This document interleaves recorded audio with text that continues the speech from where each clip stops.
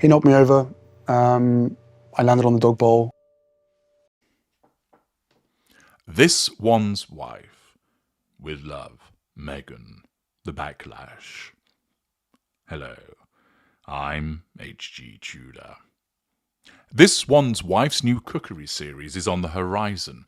The trailer for it appeared yesterday, prompting considerable reaction around the world, which provides This One's Wife with fuel by way of the responses, although, of course, many of the responses were unlikely to be what she was after. More about that in due course.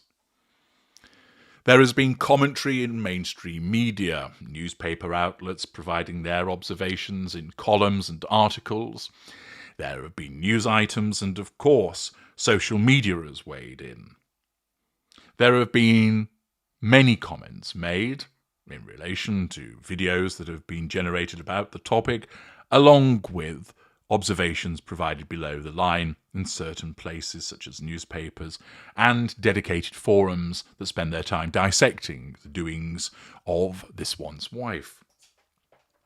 This is the latest attempt by This One's Wife to succeed at something. Hitherto, her track record could be summed up as shit.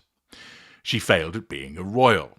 She failed with the 40 by 40 initiative, which sunk without a trace. She failed really as an actress, as she, despite trying to tell us how popular she was because of Suits, she barely appeared in it. She hadn't any really other notable roles, just bit parts, and we all know that they were purloined for her by virtue of the generosity of her father and Trevor Engelson and their connections. Objectively, on the face of it, she is a mediocre actress talent-wise. She failed in relation to getting people to like her. She failed in relation to being a content creator. Spotify got rid pretty promptly. Lemonada are looking at the square root of fuck all at the present time with regard to output in that regard. American Riviera Orchard is hysterically useless, and as I regularly tell you, the patient is dead and ought to be thrown in a shallow grave. The fact is that whatever she decides to turn her hand to, whether it is author, presenter, speaker, bananitarian, philanthropist, fashion icon, she fails.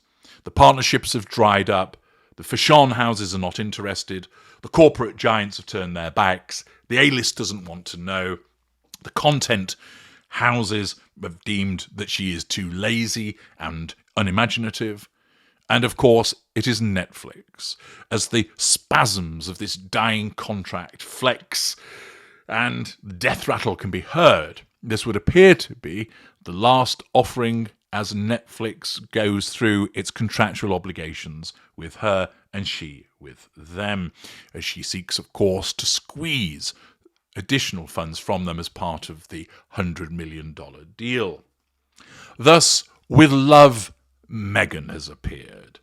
And this, as I mentioned, is her latest attempt to seek success. Now, might this be something that comes a little more naturally to her, after all? She's really gone back to those influencer roots, which is what she was doing with a degree of success pre-Harry. She ran The Tig, and if you haven't watched my videos called The Stig, I'd encourage you to go and find that playlist. You will laugh until your sides split, I guarantee it. Thus, she was a form of influencer. She had around 1 million followers. She wrote about fashion and travel and food. She nicked a load of foodie ideas from Corey Vitiello, character trait acquisition and lack of boundary recognition. But it is a road that she's travelled before. She has presented in the sense that she has regularly made speeches. She doesn't recognise that she would send a glass eye to sleep, but she is comfortable being in front of a camera. We know that because her narcissism likes her to be there because it caters to the prime aims. Accordingly, having a lot of experience in front of a camera, having hitherto professed to be a foodie, and, of course, with the machine that is Netflix, perhaps this time the ingredients exist for this to be a success.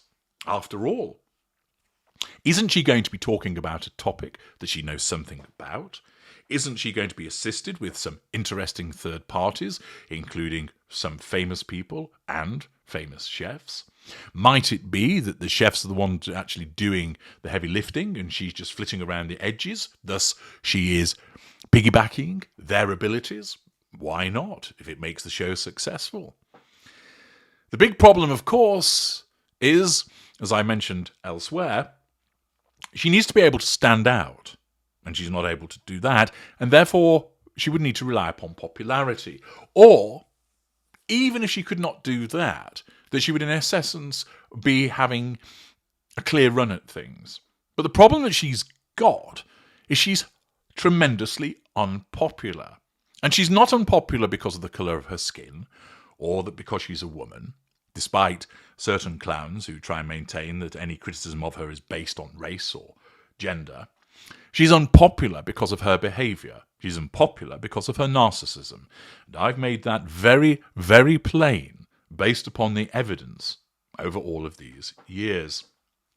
There are some who still do not get it, and they probably never will, because they're stuck in that echo chamber believing that she's hard done to. But for many other people, they simply have no interest in her or actually actively dislike her.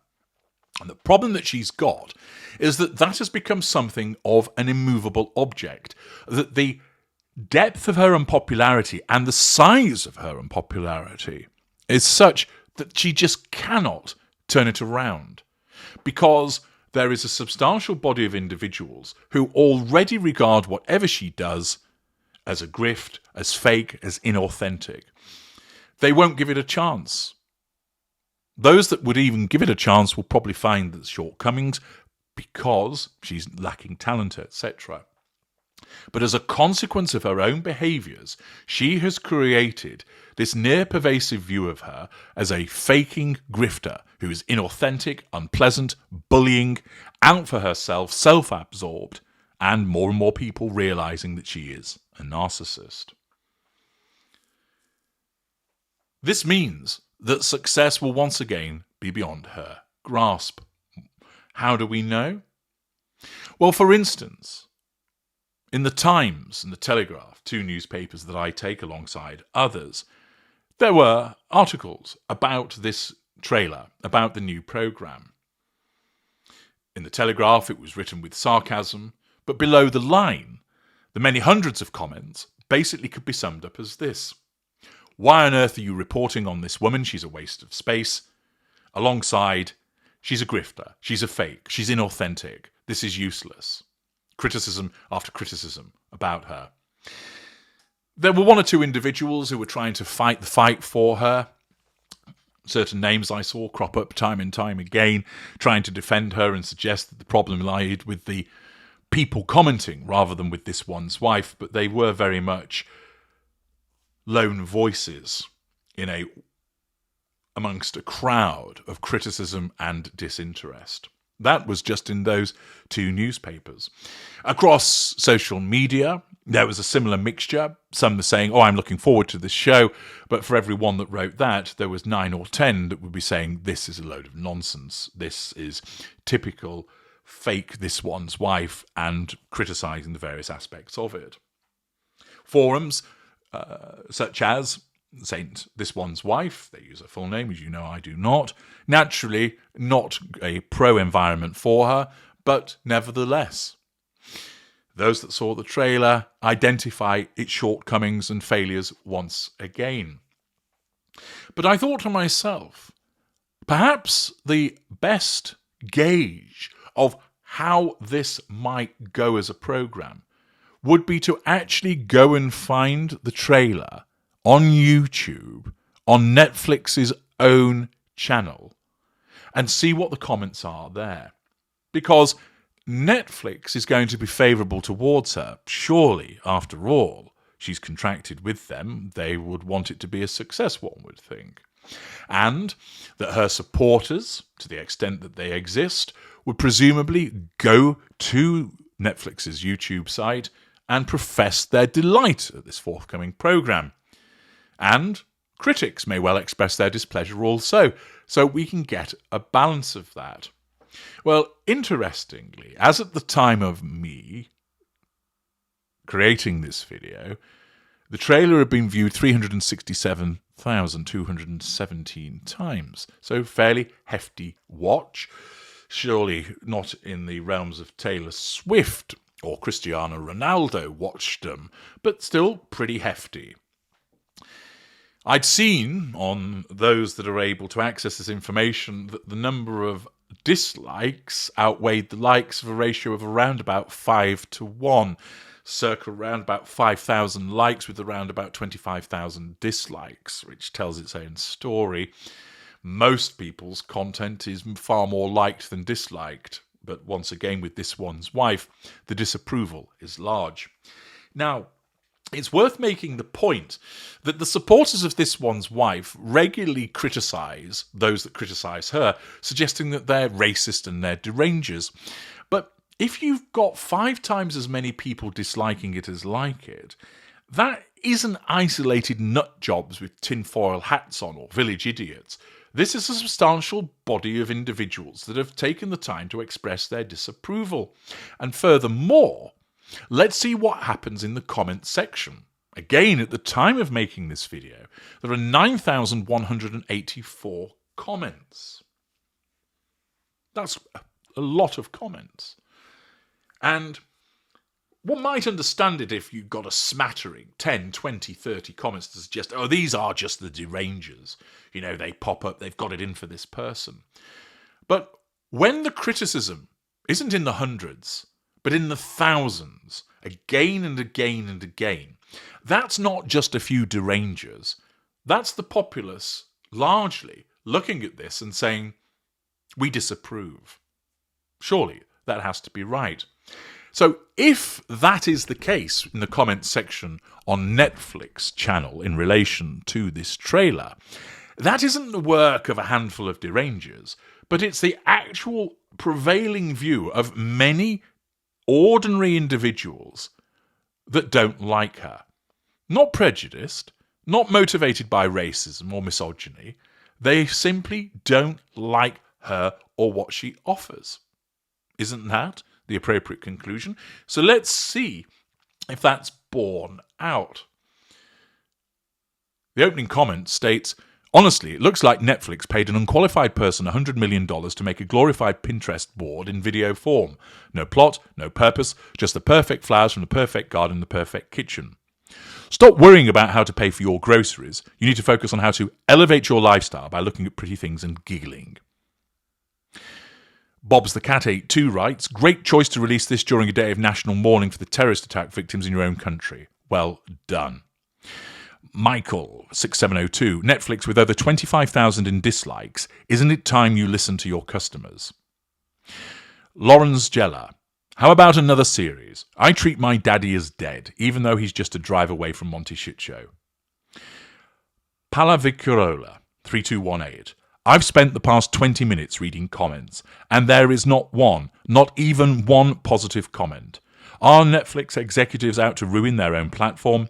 They cancel beloved shows that people want to see and put out fresh garbage like this that no one will watch or like. The trailer or the first episode may get a few minutes of curiosity views, but the show definitely will not. Do they want to be the platform that only airs flops? What's their motive? I just don't get it. Flat and splat, there's a cost of living crisis worldwide, and these two humanitarians who are so connected with the real world bring us polo and aspirational living. Targaryen Giraffe, good lord, this woman is so cringe. I look forward to seeing this go the same way as 5 Seconds as a Royal, Spotify, 40 by 40, Meet Me at the Lake, Pearl, Polo, Lemonada, The Feet Coffee, Sesta, ARO, being 43% Nigerian, being Maltese, The Parents Network, Archwell Audio, only engaging with grassroots media. She's literally all hype and zero substance, and this will go the same way as all the rest, and then she will blame others for its failure. Ginny 9831. Everyone is invited except her family, his former friends, her former friends, and her 80-year-old sick father that she completely ignores. Right. Pleasure O'Reilly. This one's wife now has a seat at the table that was filmed at someone else's property. I can't believe Netflix wasted $100 million just to rip off Martha Stewart. JK777. Oh, Darn. All that work to change the soap slogan, and she found herself stuck in the kitchen. Mary Amundsen. The last time we heard about this one's wife offering hospitality was greeting the future King of England barefoot and in ripped jeans. Doesn't sound like these hostessing skills were much in evidence on that day. This woman really is an unintentional laugh riot. Shiner King. Shouldn't a show about this one's wife's lifestyle choices be called How to Lose Friends and Alienate People?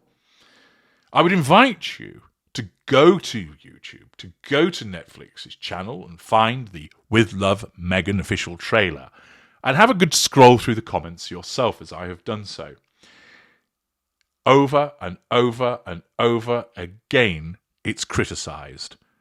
Criticism of her as an individual for the way that she's behaved, criticism of the trailer and the show itself for its vapid inability to read the room. Tamar H. Will there be an episode on word salad? Grace Chai. D-list actress uses ex-royal's money to promote herself. Uninteresting. Will Blomfield. This is a spoof, right? Pretty Peachy Life. I can't believe they're airing this curated show. As Elaine from Seinfeld said, fake, fake, fake. Crazy Canuck. The Meg turned comments off on her Instagram so as plebs can't give our opinions. So thank you, Netflix, for allowing us to come over here to use our voices. And these comments here are going to be way more entertaining than her ridiculous, extremely pretentious cooking show. Gina Kaverin. Give me a break, this is a joke, right. Achtung Engländer. Kudos for Netflix in leaving comments open. That took balls. Mr. Smith. Hooray for Netflix for leaving comments on. They are hilarious. And it just goes on. Not by the tens, not by the hundreds, but by the thousands. All of this, of course, is challenge fuel for her. Criticism that she, should she look at all of this, will infuriate her. Say I'm just a dreamer. The world's most hated celebrity who has abandoned both her and her husband's family now preaches about the joys of friendship. Sure. Zoe Free. Netflix should do a documentary on the South African park scandal and what is being done to help the Baka community. Now there's a programme that I would watch. TT Kaka. Imagine the scary girl from the ring crawling out of your TV then cooking for you. That's how creepy this shit show is. Gossip Bird. How many Netflix crew were bullied in the making of the Narcissist video? Granny 9054. Cooking, eating and Ozempic. Yep, that all goes together. It is incessant, the criticism of her. That is not a handful of derangers, as the sugars would suggest. This is the voice of thousands of individuals who do not like her.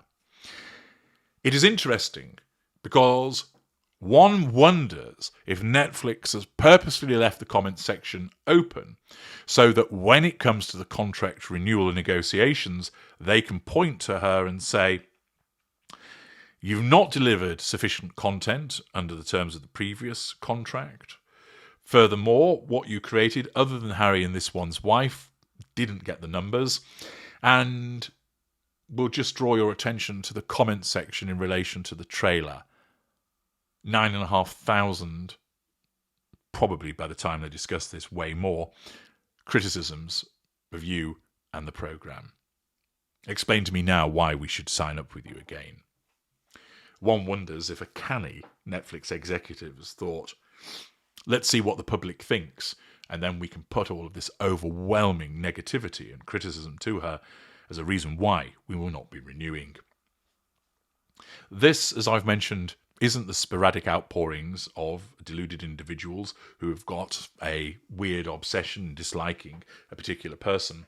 This is the response of thousands upon thousands of people, those that are moved to actually spend time to write those comments. You can believe me that with regard to the ratios, for every one that is written there, there'll be another 100 that thinks in a similar vein. Thus, you're looking at nearly 1 million disapprovals, if not more. It's a substantial backlash. It shows that this show is doomed to failure, that she is immovably unpopular, and it's all as a consequence of the way that she has behaved, driven by her narcissism. I'm H.G. Tudor. Thank you for listening.